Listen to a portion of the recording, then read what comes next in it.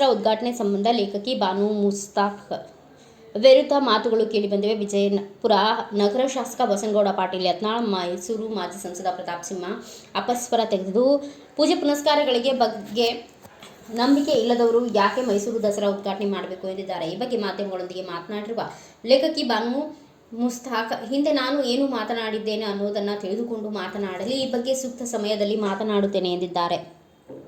ವಿರೋಧ ಮಾಡುವವರು ಮಾಡಲಿ, ಅವರಿಗೂ ಸ್ವಾತಂತ್ರ್ಯವಿದೆ. ಅದಕ್ಕೆ ನಾನು ಈಗ ಪ್ರತಿಕ್ರಿಯೆ ನೀಡಲ್ಲ, ಸೂಕ್ತ ವೇದಿಕೆಯಲ್ಲಿ ಸಮಕ್ಷಮದಲ್ಲಿ ಮಾತನಾಡುತ್ತೇನೆ ಎನ್ನುವ ಮೂಲಕ ತಿರುಗೇಟು ನೀಡಿದ್ದಾರೆ. ಈ ಬಾರಿಯ ದಸರಾ ಉದ್ಘಾಟನೆಗೆ ಬುಕರ್ ಪ್ರಶಸ್ತಿ ಪುರಸ್ಕೃತರಾಗಿರುವ ಬಾನು ಮುಸ್ತಾಕ್ ಅವರನ್ನು ಸರ್ಕಾರ ಘೋಷಿಸಿದೆ. ಮೈಸೂರು ಜಿಲ್ಲಾಡಳಿತದಿಂದ ಅಧಿಕೃತವಾಗಿ ಆಹ್ವಾನ ನೀಡಬೇಕಿದೆ.